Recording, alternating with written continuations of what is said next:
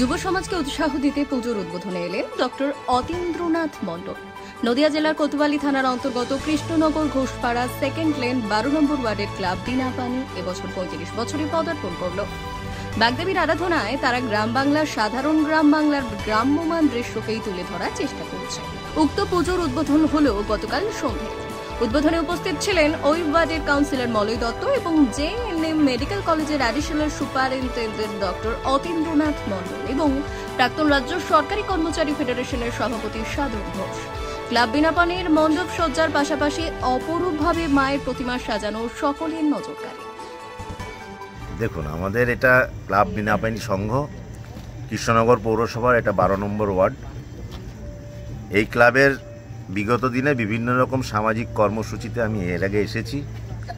বিভিন্ন রকম এরা সামাজিক কাজকর্ম করেন, গরিব মানুষের স্বার্থে, দুস্থ মানুষদের স্বার্থে করে।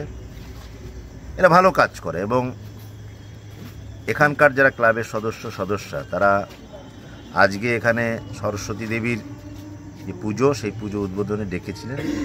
আমি এসেছিলাম, এখানকার পৌরসভার মাননীয় কাউন্সিলর শ্রী মলয় দত্ত উনি ছিলেন, আমাদের নদিয়া জেলার রাজ্য কর্মচারী ফেডারেশনের প্রাক্তন নেতৃত্ব শ্রী সাধন ঘোষ সহ আরও অনেক বিশিষ্ট ব্যক্তিবর্গ এখানে উপস্থিত রয়েছেন এবং সর্বোপরি এই পাড়ার সমস্ত সুধী নাগরিকবৃন্দ, ছাত্রছাত্রী, যুবক যুবতী তারা এখানে উপস্থিত রয়েছে।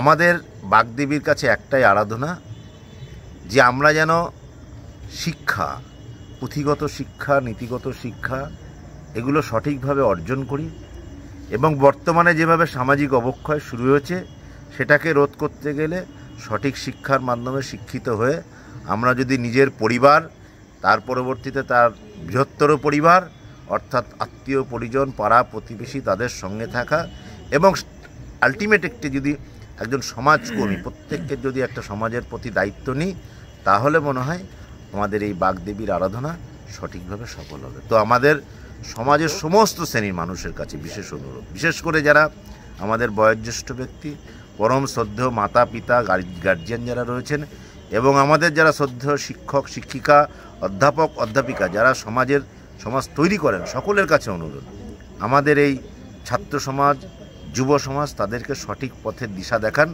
যাতে কিনা আগামী দিনে আমরা সঠিকভাবে এগোতে পারি, একটা সুন্দর সমাজ তৈরি করতে পারি। আজকের দিনে মায়ের কাছে এটাই আমাদের আরাধনা।